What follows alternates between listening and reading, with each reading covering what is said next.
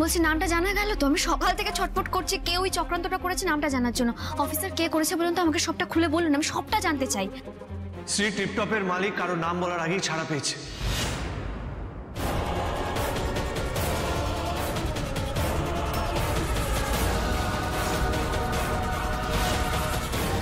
কি বলছেন কি আপনি?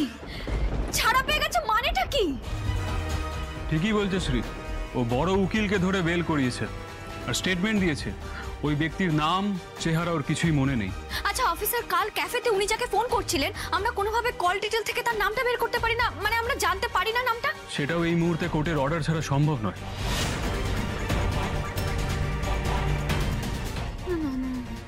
সম্ভব নয় বলে তো হবে না। না না, এটা কিছুতেই হতে পারে না। অপরাধীরা এইভাবে অপরাধ করে ঘুরে বেড়াবে আর আমরা বিচার চেয়ে চিৎকার করে কিছু করতে পারবো না। না না, এটা তো হতে পারে না। রাজ, কি করবো? শ্রী যে বা যারা এই কাজটা করেছে তারা ভীষণ চালাক। আমাদের তাদের চালাকি করেই ধরতে হবে। আমার মনে হয় আমাদের এখন কোনো অন্য প্ল্যান ভাবতে হবে। কিন্তু রাজ, এই কেসটা যতদিন না পর্যন্ত সলভ হচ্ছে আমি তো কিছুতেই কাজে জয়েন করতে পারবো না। আমি বুঝতে পারছি না কি করব, কতদিন আমাকে এইভাবে ছুটিতে থাকতে হবে। আমি কিছু বুঝতে পারছি না, ভালো লাগছে না আমার কিছু।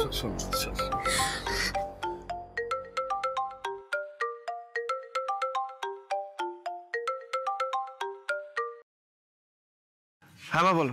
রাজ বাবা, যত তাড়াতাড়ি পারিস অফিসে আয়, অনেক বড় ঝামেলা হয়ে গেছে।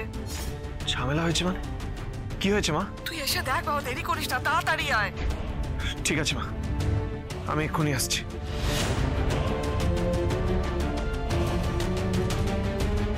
শ্রী, আমাকে একটু আর্জেন্টলি বেরোতে হবে। ওই লোকটার হদিশ কি করে পাওয়া যায় এটা নিয়ে আমরা পরে কথা বলছি। কাকু কাকিমা, আসি।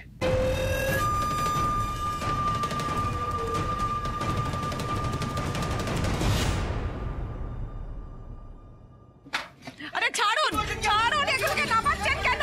আরে আপনাদের বারবার বলতে শুন। ও স্যার একটু ওদের আটকাতে বলুন না, সব জিনিস ফেলে দিচ্ছে এইভাবে। এক্সকিউজ মি ম্যাডাম, আপনি কি আদৌ জানেন যে মিস্টার রাজ লাস্ট ইনস্টলমেন্ট কবে পেমেন্ট করেছিলেন? শুনুন, অনেক সময় হলো, মিস্টার রাজকে বারবার বলা সত্ত্বেও সেকেন্ড ইনস্টলমেন্টের টাকাটা এখন অবধি উনি দেননি। দেখুন, আমরা ওনাকে অফিসটা দিলাম ব্যবহার করার জন্য, তাও so it's over, enough is enough.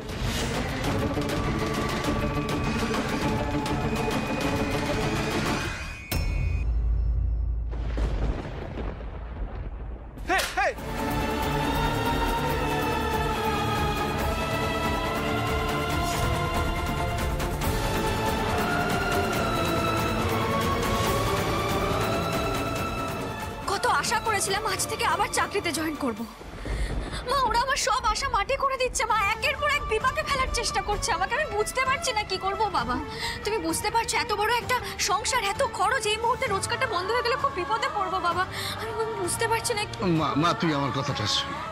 ওরা বিশ্বাস না করলেও আমরা তো জানি যে তুই নির্দোষ।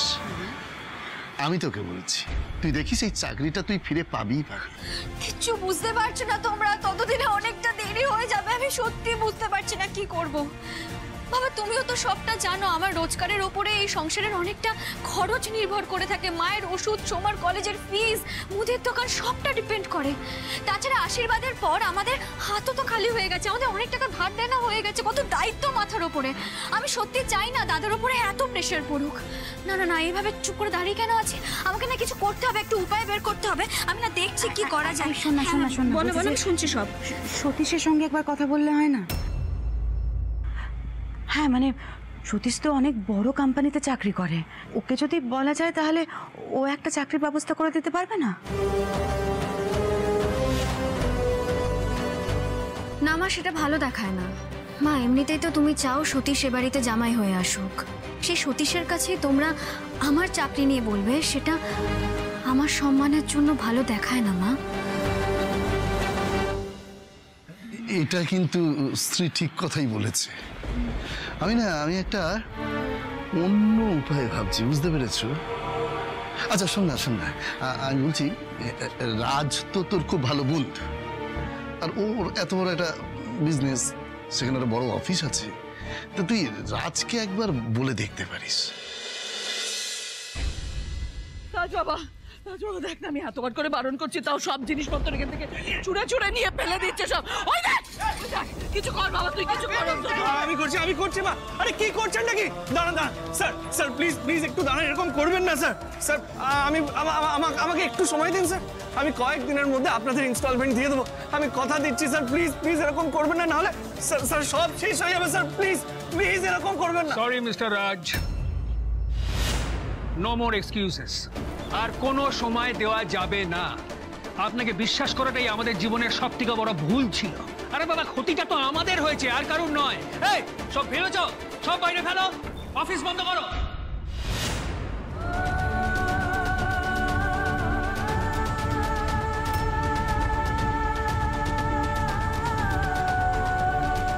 এই দরজা বন্ধ করো। মিস্টার বাজাজ, চলুন। টাকা না দিলে ব্যবসা করা যায় না ম্যাডাম। স্যার স্যার আমার কথাটা শুনুন স্যার, স্যার আমার কথাটা শুনুন স্যার, প্লিজ আমাকে একটু সময় দিন স্যার, আমি আপনাদের ঠকাবো না স্যার, প্লিজ। রাজ বাবা, এবার কি হবে? অফিসটাও তো চলে গেল। বাবা, রাজ তো সবটাই জানে। যদি বলার হতো তাহলে তো রাজকে আগেই বলে দিতে পারতাম।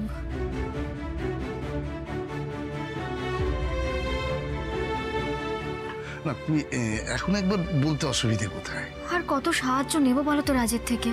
আমি সত্যি চাই না বাবা আমার কিংবা আমাদের ঋণ বাড়ুক ওর কাছে।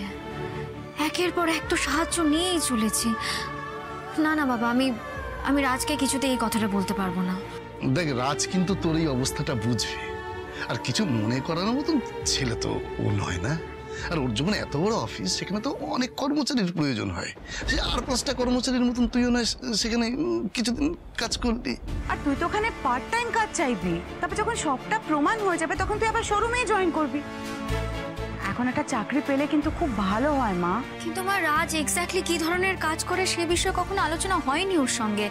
হ্যাঁ মানে জানি ওর একটা বা কয়েকটা গ্যারেজ আছে, কিন্তু গ্যারেজে তো আমার সেভাবে কোনো কাজ থাকতে পারে না। আর নতুন অফিসটা, সেখানে তো নিশ্চয়ই অনেক কাজ, এরকম দুম করে ভ্যাকেন্সি পাওয়া যাবে না, আমি জানি। হ্যাঁ ঠিক আছে, মানে শোন, আমি বলি কি, তুই একবার কথা তো বলে দেখ। দেখো বাবা, আমার কিন্তু সত্যি ইচ্ছে নেই, কিন্তু তোমরা যখন বলছো তখন আমি রাজকে বলবো। আমি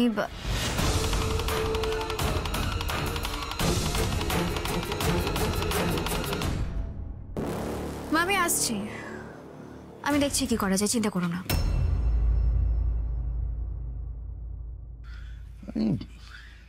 বুঝতে পারছি না পরমা, এই থানার ঝামেলাটা যে কবে মিটবে, মেয়েটার উপরে বড় চাপ পড়ে যাচ্ছে।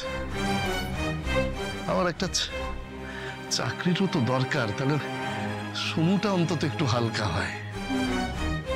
এই শোন, আমি যেটা ভাবছি যে আমি রাজের সঙ্গে গিয়ে একবার কথা বলি। তুমি? হ্যাঁ আমি জানি ও স্ত্রী মুখ ফুটে কিচ্ছু বলতে পারবে না, সেই জন্যই বলছি আমার যাওয়াটা খুব দরকার। না না, আমি বরং গিয়ে কথা বলি। তুমি? হ্যাঁ দেখো, সুভাদি আমাকে খুব ভালোবাসেন। হ্যাঁ, রাজ আমাকে মায়ের মতো সম্মান করে, কাজে আমি যদি কিছু বলি ওরা কিছু মনেও করবে না, আর আমার মনে হয় রাজিও হয়ে যাবে। আর আমি এমনভাবেই বলবো না যাতে ওদের মনে না হয় যে আমরা বা স্ত্রী অসহায় বলে ওদের কাছে হাত পাচ্ছি, বুঝতে পারলে?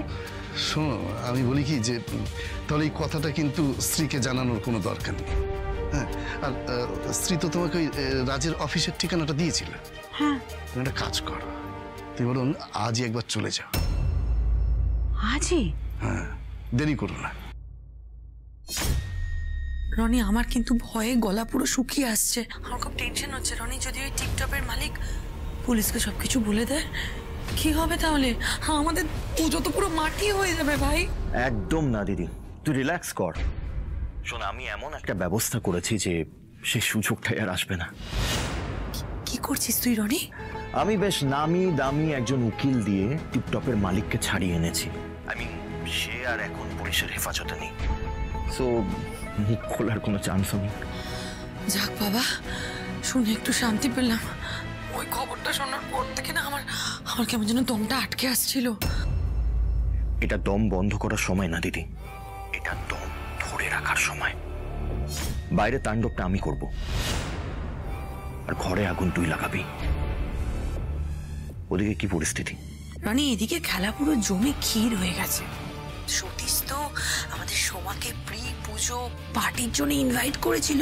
সোমাও গেছিল একবারে ছুটে ছুটে, তারপর মাঝরাতে গলা অব্দি মদ খেয়ে একবারে বেসামাল হয়ে। আবার শোন না, আবার সতীশ ওকে এগিয়েও দিয়ে গেছে, বুঝলি? কি বলছিস কি তুই? শোন রানী, এই শ্রী আর সতীশের বিয়েটা পাকাপাকি ভাবে ভেঙে দিয়ে শ্রীকে কিন্তু রাজের দিকে ভিড়িয়ে দিতে হবে। তারপর ওরা আমাদের হাতের পুতুল হয়ে নাচবে। যথা সময়ে শ্রী আর রাজের বিয়েটা ভেঙে দিয়ে শ্রীর গলায় চেন পরিয়ে ওকে আমরা কুকুরের মতো ঘোরাবো। মানে আই প্রমিস রানী।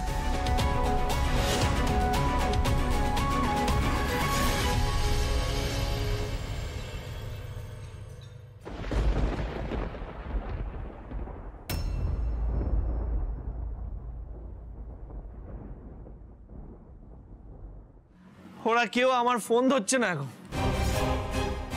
ঠিক সময় মতো টাকা দিতে না পারলে ওদের বা দোষ কি? যখন তোর বিয়ের দিনক্ষণ ঠিক করার সময়, তখন এই বিপদ এসে পড়লো। আরে মা, যখন টাকা ছিল তখন এইভাবে টাকা নষ্ট করলে কেন? তখন তো এই দামি দামি শাড়ি, গয়না, উপহার এই সবে টাকা উড়িয়ে দিলে। আরে আজ এই টাকাগুলো থাকলে আমাদের এই অবস্থা দেখতে হতো না মা। কিন্তু আমার কথা আর কে শোনে? কি যাতা কথা বলছিস তুই? টাকাগুলো খরচা করেছিলাম বলে শ্রীর বাড়ির লোকজন আজ পর্যন্ত আমাদের সঙ্গে কথা বলছে। আরে তুই ওর মাকে চিনিস না? হ্যাঁ, আমাদের মতো হাড় হাবাতে ঘরে ওর মেয়েকে দিত? অবস্থাপন্ন ঘর ছাড়া ওর মেয়েকে বিয়ে দেবে না। আর এখনো শ্রীর সঙ্গে তোর বিয়ে যতটুকুনি আশা বেঁচে আছে সেটাই সব ঠাটবার দেখিয়েছি বলে, নাহলে ভালোবাসা ধুয়ে তুই জল খেতিস। কিন্তু মা, এবার কি হবে মা? এইটা দেখার পর ওরা মেনে নেবে তো সবকিছু? আরে বলো না মা, মিথ্যে বেশি দিন লোকানো যায় না। এই মিথ্যে বিয়ের ফাঁদ পেতে না তুমি এই দুই পরিবারের লোকের জীবন নিয়ে না চিনিমিনি খেলছো, বুঝলে? কোনো চিনিমিনি খেলিনি আমি। যাতে দুটো পরিবারের লোকজন ভালো থাকে, আমরা যাতে ভালো থাকি, সেই জন্যই আমি এই খেলা শুরু করেছি।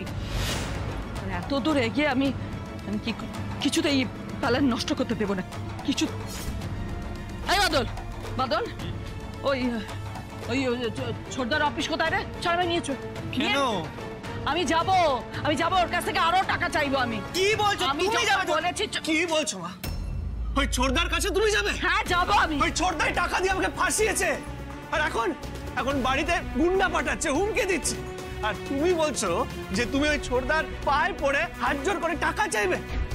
না, এটা আমি কিছুতেই হতে দেব না। তাহলে কি করবি? তুই কোথা থেকে অতগুলো টাকা জোগাড় হবে? যা না, যা টাকাগুলো জোগাড় করে আন। দেখি তুই কত বড় বাহাদুর হয়েছিস। যেভাবে হোক আমি জোগাড় করব। আমি এক্ষুনি ইনভেস্টরদের কাছে যাচ্ছি, ওদেরকে অনুরোধ করব আমাকে একটু সময় দিতে। কিন্তু হ্যাঁ বাদল, শোন, তুই এখন মায়ের কাছে থাকবি। কেউ যেন ছোটদার কাছে না যায়, বুঝলে? কেউ যেন ছোটদার কাছে না যায়, এটাই ফাইনাল। হ্যাঁ বাদল, জিনিসগুলো গুছিয়ে রাখ, আমি আসছি।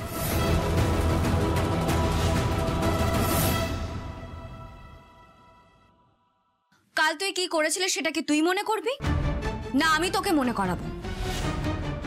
আমি কোনো অপরাধ করিনি দি ভাই, আর আমি থানাতেও যাইনি যে তুই এভাবে কথাগুলো আমাকে বলবি।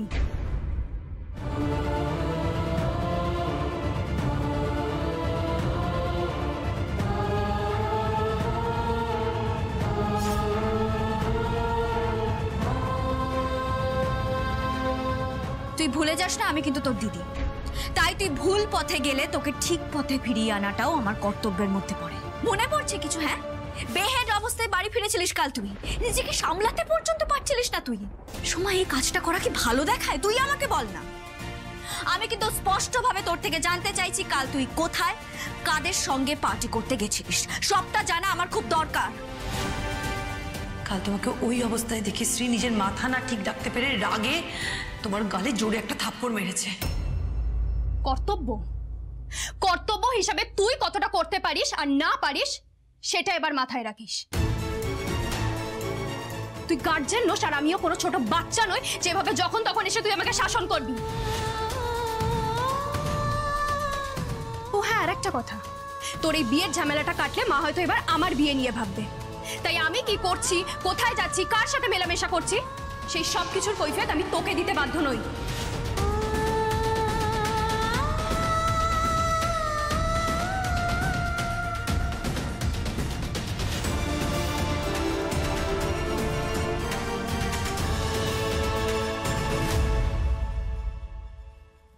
মেয়েটা কোনোদিন আমার মুখের উপর একটাও কথা বলেনি, সে আজ অনায়াসে এতগুলো কথা বলে দিয়ে চলে গেল।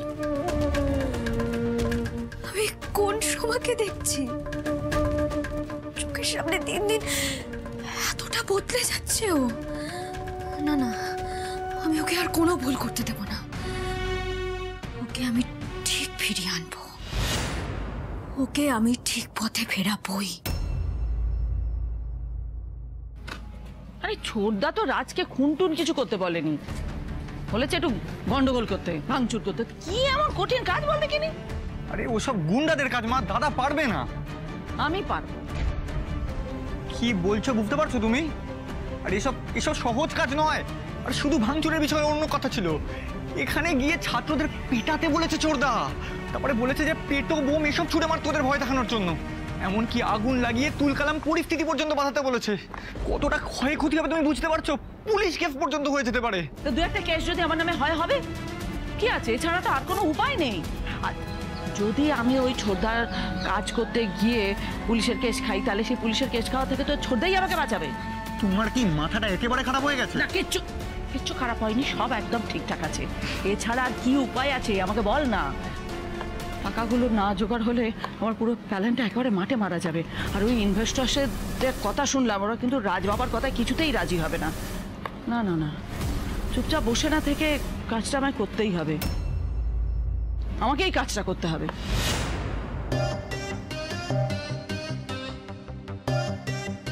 সতীশদা, আমাকে কেমন লাগছে আপনি কিছু বলছেন না তো? তোমাকে তো ভালোই লাগে, তবে তুমি তোমার দিদির মতো নও। মানে আমার তো মনে হয় আমাকে দিদির থেকেও বেশি সুন্দর লাগে। তোমার মধ্যে না বেশ একটা কিউট ব্যাপার রয়েছে।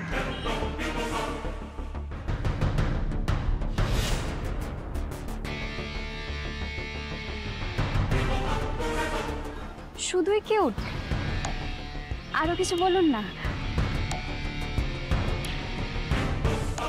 You are looking gorgeous. আর কিছু?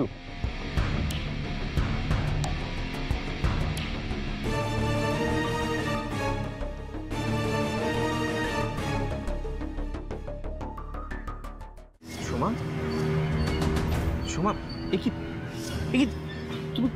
তুমি কাঁদছো কেন?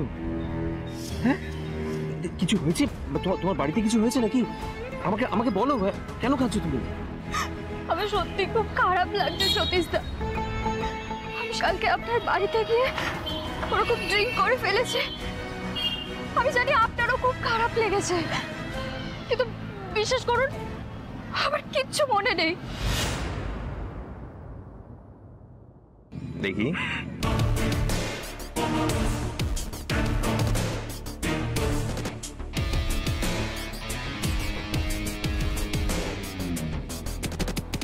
যা করেছো বেশ করেছো। আচ্ছা, সত্যি কি তোমার কিচ্ছু মনে নেই? আমি কি ভুল কিছু করে ফেলেছি? সতীশ কি করেছে বলুন না, আপনি চুপ করে আছেন কেন, বলুন না। দেখো, কাল তুমি ড্রিঙ্ক করে পুরো আউট হয়ে গিয়ে কিছু বাড়াবাড়ি তো করেছো বই কি। বাড়াবাড়ি করেছি মানে কি করেছি? আমি কি কাউকে অপমান করে ফেলেছি? আরে না না, তেমন কিচ্ছু করোনি, রিল্যাক্স। তবে নেশার ঘরে তুমি আমাকে বলেছিলে যে তুমি আমাকে পছন্দ করো।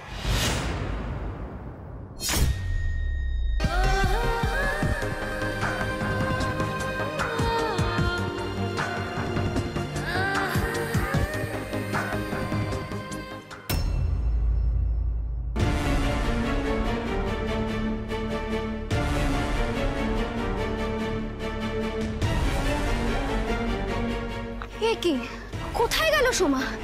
আমি তোকে এই রাস্তা দিয়ে যেতে দেখলাম, এইদিকে তো কোথাও দেখছি না। ওদিকটা একবার দেখে তো।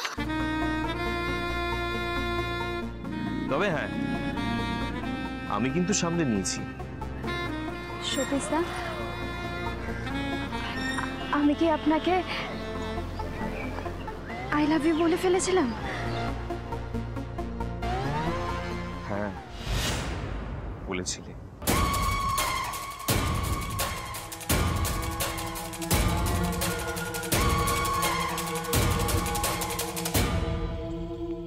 আপনি আপনি কি রাগ করেছিলেন আমার উপর?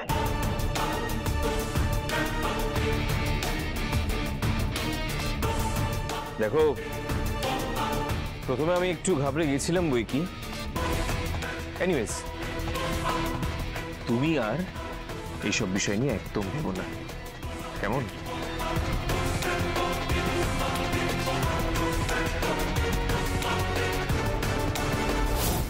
সতীশদা, আমার সত্যি খুব খারাপ লাগছে।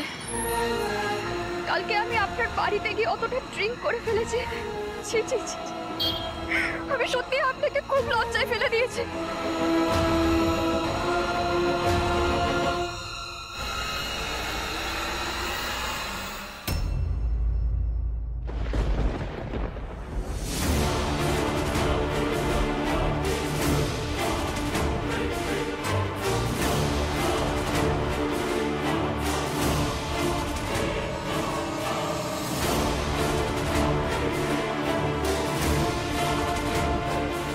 তুমি এগুলো নিয়ে একদম চিন্তা করো না।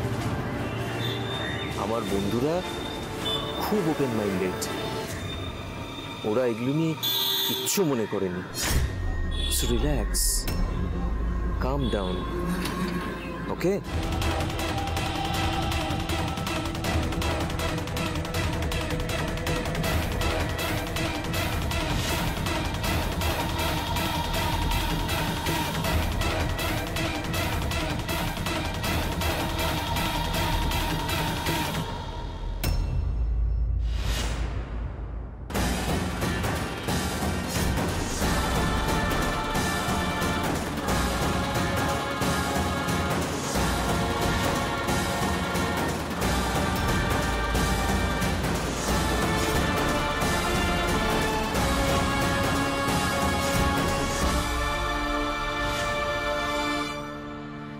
কি সময় এভাবে রাস্তার মাঝখানে কাকে এভাবে জড়িয়ে ধরে আছে?